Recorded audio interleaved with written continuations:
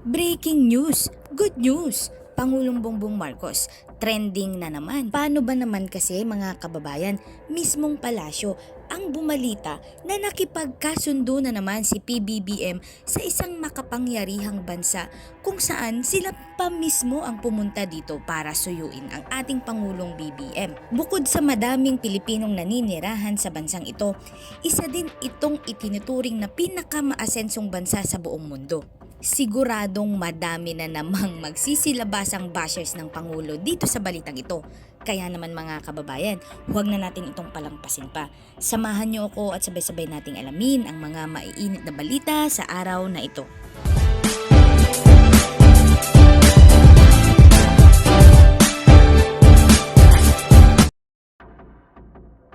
Malugod na tinanggap ni Pangulong Ferdinand R. Marcos Jr. si Prime Minister Christopher Luzon ng New Zealand sa kanyang opisyal na pagbisita dito sa Pilipinas mula April 18 hanggang 2024. Ang pangunahing layunin ng pagbisita dito sa Pilipinas ay lumikha ng pagkakataon para sa mga negosyo ng New Zealand na palawakin ang kanilang abot sa rehiyon ng Southeast Asia. Bukod pa rito, nilalayon nitong makamit ang mga makabuluhang solusyon upang matagunan ang mga isyu at lumikha ng mga nakikitang resulta sa mahalagang bagay tulad ng sustainability, climate change, food security, renewable energy, disaster risk management, at good governance. Pagbisita ni Punong Ministro Luzon sa Pilipinas ay ang una sa isang pinuno ng mga New Zealand sa loob ng 14 years na dumalaw dito sa Pilipinas.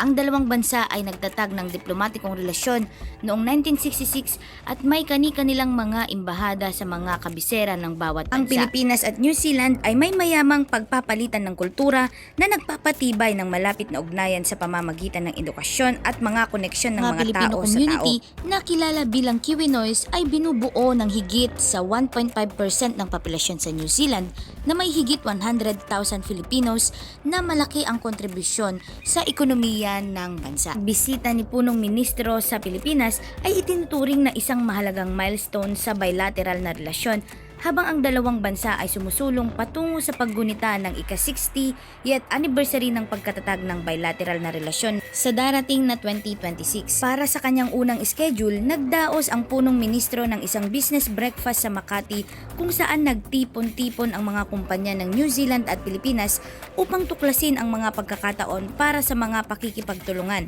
Nakikita ng New Zealand ang Pilipinas bilang isang umuusbong na merkado para sa mga exporters nito na nakatakda para sa pinalawak na kalakalan at pamumunhunan.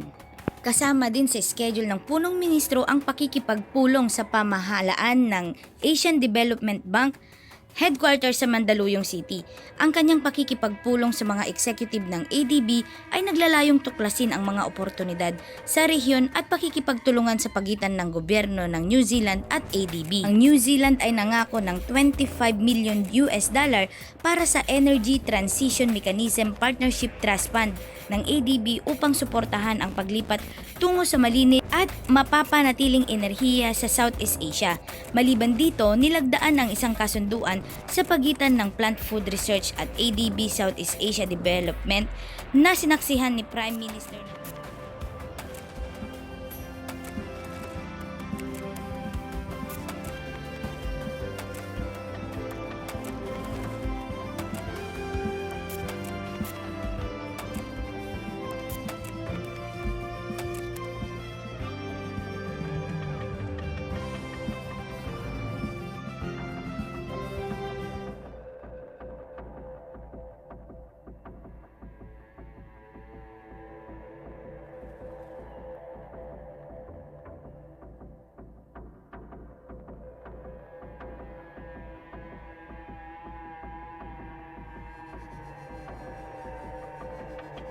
Good afternoon.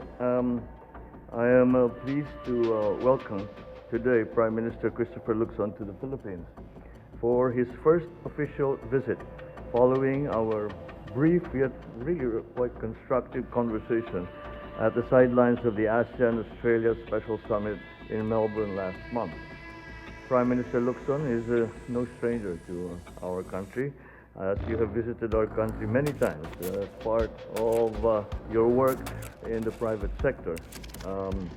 I think it's also useful to point out that one of the first stops that the Prime Minister made was to Jollibee, which immediately qualifies you as an honorary Filipino. Now you're back in Manila as part of the modern maiden engagement in Southeast Asia, and I sincerely hope that you will enjoy your stay and work with us towards elevating the level of friendship and cooperation between our two countries.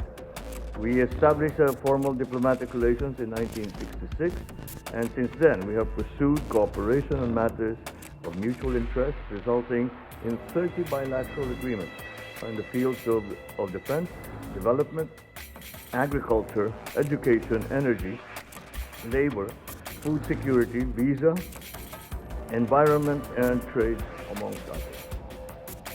Throughout the decades, we have remained committed to this friendship through a trade relationship with immense untapped potential, a strong commitment to international law, and a robust people-to-people ties.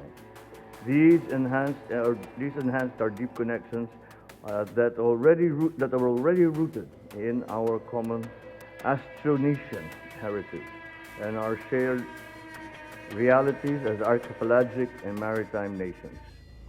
As fellow Pacific states, we also share the challenges and the risks of climate change and the sea level rise, as well as natural hazards such as volcanic eruptions and earthquakes. No single country can manage the effects of these phenomena alone, and this is a call for greater collaboration on this regard. So as mature democracies and responsible states, both our countries uphold similar values, including our shared respect for international law, such as the 1982 United Nations on the United Nations Convention on the Law of the Sea, and respecting and upholding the rule of law is a matter of concern, not only for the Philippines and New Zealand, but absolutely, certainly, the rest of the international community as well. Underscoring our Pacific friendship is the strong people-to-people connection between the Philippines and the Kiwis.